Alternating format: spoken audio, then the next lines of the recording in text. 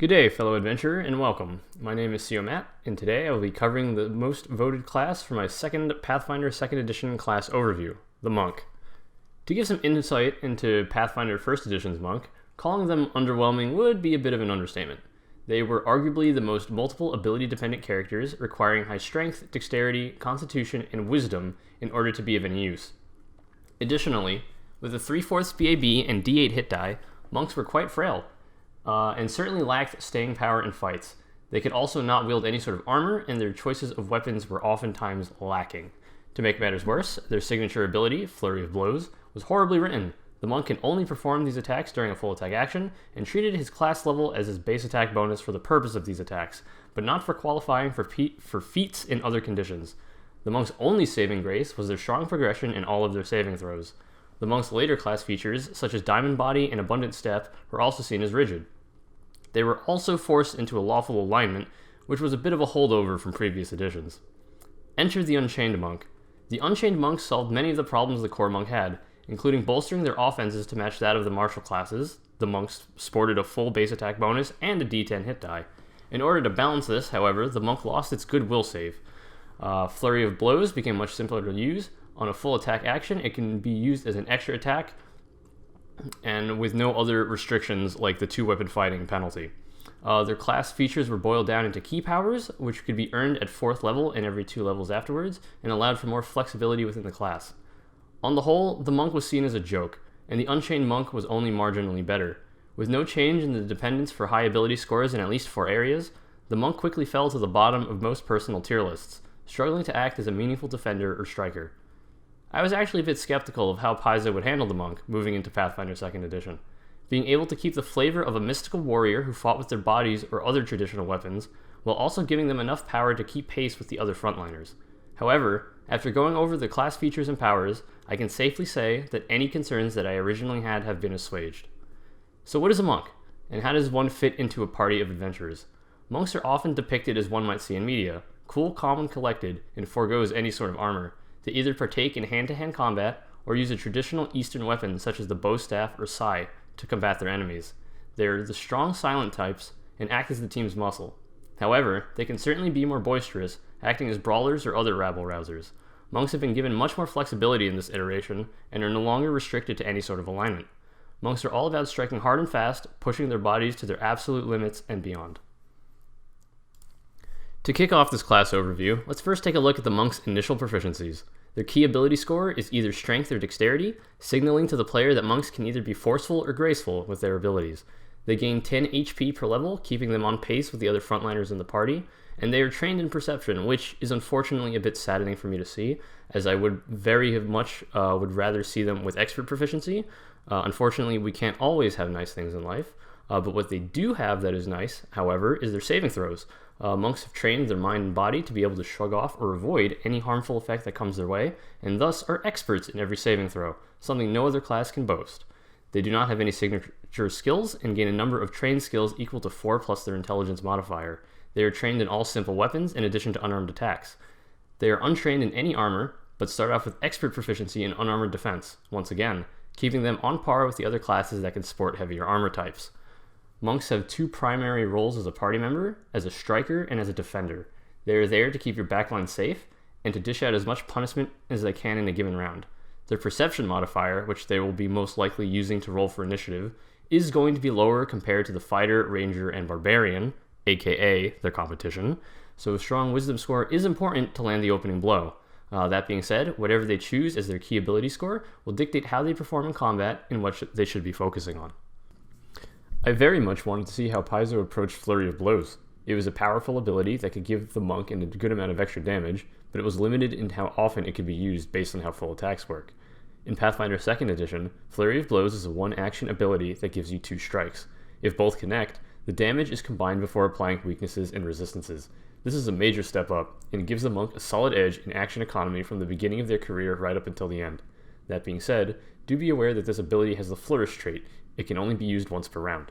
In addition, your multiple attack penalty will apply to both of these attacks if you've already attacked in a round, and will apply to your second attack of the Flurry if you have not. Once again, The monk is more than likely going to use themselves as a weapon and also gain the powerful fist ability. This increases your damage die from a d4 to a d6, and monks do not incur any sort of penalty when attacking lethally with their unarmed strikes. At 3rd level, monks gain access to incredible movement, a permanent 10-foot status bonus to their speed while not wearing any armor, which will increase by another 5 feet at 7th level and every 4 levels thereafter. Also gained at 3rd level is Mystic Strikes. The monk's unarmed attacks are counted as magical for the purposes of overcoming resistance. This is a handy ability to have, as one would often need to spend quite an amount of money in order to enhance their weapons. That being said, they do not gain any bonuses to attack or damage rolls without said investment. At 9th level, the monk's unarmed strikes are also considered to be both cold iron and silver, and at 17th level, adamantine. The monk's capstone ability is their perfected form. Whenever they would roll lower than a 10 on their first strike of their turn, the roll is treated as a 10. This capstone ability removes the chance of an unfortunate first roll and allows them to ensure that their strike has a good chance of connecting. The monk's perception increases to expert at 5th level, but sadly never improves past that. Their unarmed attacks and simple weapons proficiencies increase to expert at 5th level and to master at 13th level. This is pretty standard for most martial classes, and it is good to see that the monk does not fall behind in this regard. They also gain weapon specialization at 7th level and the greater version of it at 15th level, which again is standard practice for anyone reliant on weapons. With respect to their defenses, they gain master proficiency at 13th level and legendary at 17th. This is matched only by the champion and far surpasses any other class in the discussion. The monk's progression with respect to saving throws are quite unique. At 7th level, the monk chooses a Path of Perfection, increasing one of their saving throws to master. At 11th level, they choose another saving throw to improve to master, their second path. Finally, at 15th level, the monk chooses a 3rd Path to Perfection, increasing one of their first 2 paths to legendary. The monk is a master of defense. With strong saving throws and massive benefits to unarmored defense, the monk can certainly hold their grounds against an onslaught of enemies. Their attacks are not to be trifled with either, gaining average increases as well as other benefits from class features. Where they truly fall behind is with their perception modifier. Never gaining master proficiency hurts the monk, as they will most likely struggle to keep pace with other classes. As such, methods of bolstering the modifier, such as through canny acumen or incredible initiative, will certainly help the monk. The monk gains training in 4 plus their intelligence modifier number of skills during character creation. Though there are many skills you would want to give your monk in order to flesh out your character, there are 2 that are more or less necessary. Not taking these 2 skills will make it much more difficult for your monk to be effective in combat. These 2 are, to nobody's surprise, acrobatics and athletics. This opens up a lot of additional movement options in addition to combat maneuvers that allows one to further augment one's combat abilities. As a result, these 2 skills should be the first ones increased to expert and later master and legendary. All other skills trained should be considered tertiary behind these 2. If I had to pick between acrobatics and athletics to increase first, it would have to come down to what sort of build I'm trying to achieve. But since I prefer finesse over raw power, I would probably pick acrobatics, though this decision is very much down to preference. Outside of those 2, medicine is always important in case one of your allies requires assistance during or outside of combat. Stealth and survival can also be taken in order to be able to act as a scout, though your class features and feats don't really help the monk in this regard. The monk has no archetype to choose from. Instead, they have a long list of stance feats able to be chosen at first level, and a couple more at later levels. Each of these stances improve the monk's unarmed strike, usually increasing their damage dice, as well as providing a handful of additional weapon traits to further augment their abilities. The other options that the monk can choose from at first level, which I will be going over first, are key powers and monastic weaponry.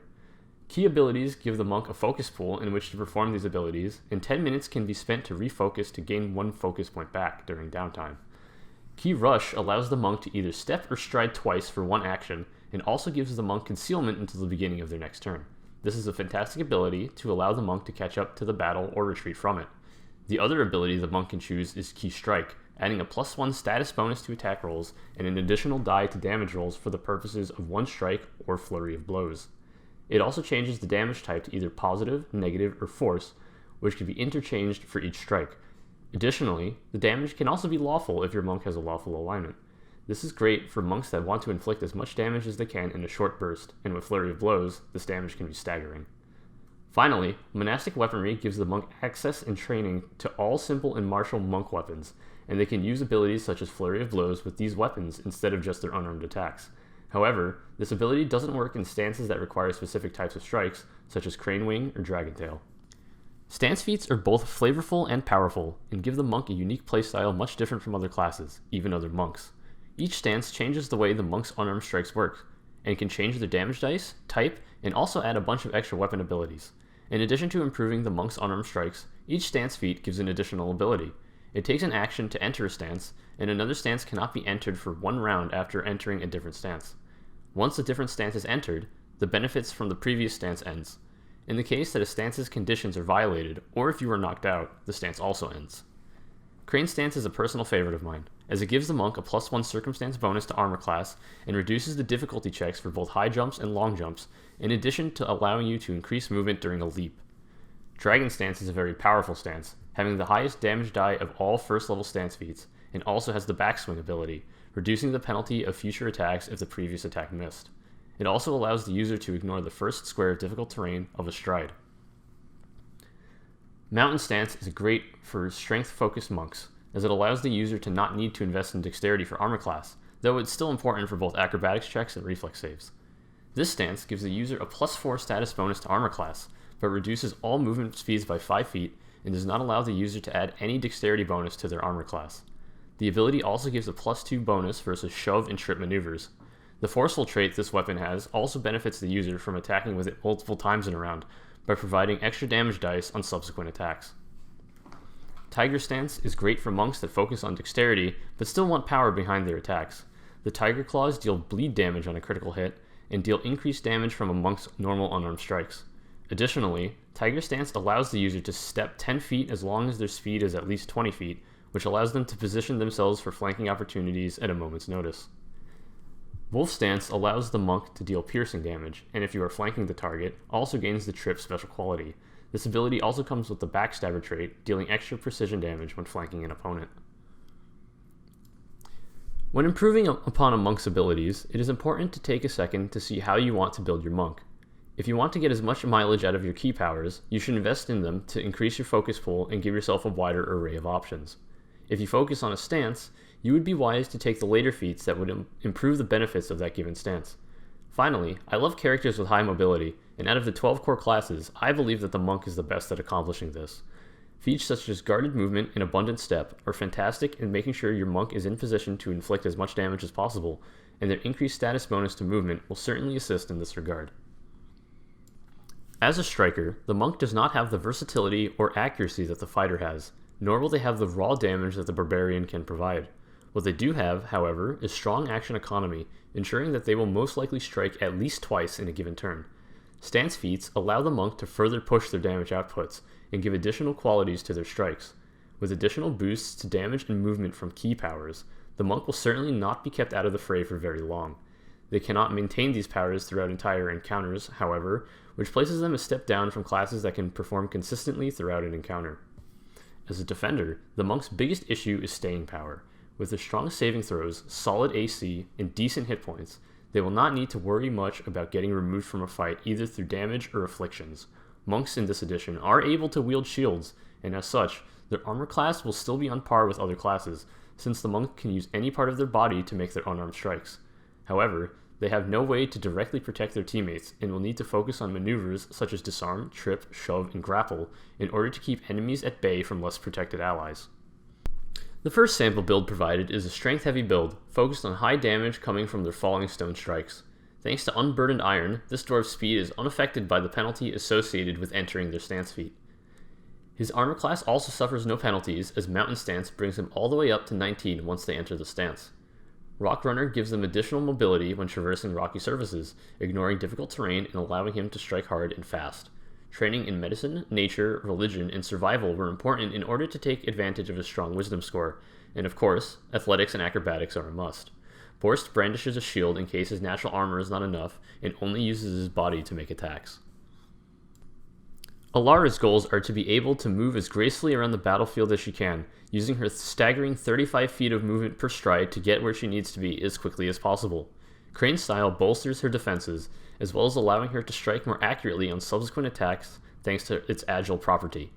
Though she did not invest heavily into strength, her crane wings are still accurate and deadly thanks to flurry of blows. In case one of her allies falls in combat, she can quickly assist in healing or dragging them out of harm's way. Whether she wants to be the first one into the fray or the first one out, she can certainly accomplish whatever she needs. The final build here is to use weapons to deal incredible amounts of damage, augmented by Key Strike. Xiao's first level general feat, thanks to his diverse upbringing, allows him to react faster to a fight and can strike quickly and efficiently. He prefers strength over defenses, and wants to end battles as quickly as possible. In order to vary his weapon types, he uses a bow staff to give himself additional reach in case his opponents are just out of striking distance of his fists. He also possesses a sai and temple sword to ensure that he has a weapon type effective against any type of enemy he encounters. So on the whole, the monk is a vastly improved class. With strong action economy, excellent movement, and fantastic defenses, the monk is no longer as ability score dependent as they once were. As both a defender and a striker, the monk uses their blistering movement to get where they need to go to quickly perform their tasks. However, their out-of-combat utility is strikingly low, and as such, all skill feats should be dedicated to improve their maneuvers and mobility. Additionally, never receiving master proficiency in perception hinders their initiative modifier, and will need to be shored up through either a high wisdom score or feats in order to stay on pace with other martial classes. The monk makes a solid defender thanks to their high movement speed. They can shrug off any sort of spells or other ailments targeting them thanks to their high saves, and starting off with extra armor class thanks to expert proficiency keeps them on pace with other classes, even without much investment into dexterity or armor. The striker role fits the monk like a glove. Thanks to how strong the monk's action economy is thanks to flurry of blows, the monk can potentially output ludicrous amounts of damage in a given turn. The fact that damage resistance only applies once to the flurry further complements the monk's striking capabilities. If you enjoyed this video, please feel free to leave a like, comment, and subscribe to the channel for additional content. I plan on releasing one video of this type every week until I have covered every class, so do stay tuned. I currently do not have plans on doing these videos in any sort of order, but I will be posting the next class poll on my Discord channel and on Twitter, which can both be found in the description. And of course, have a great day.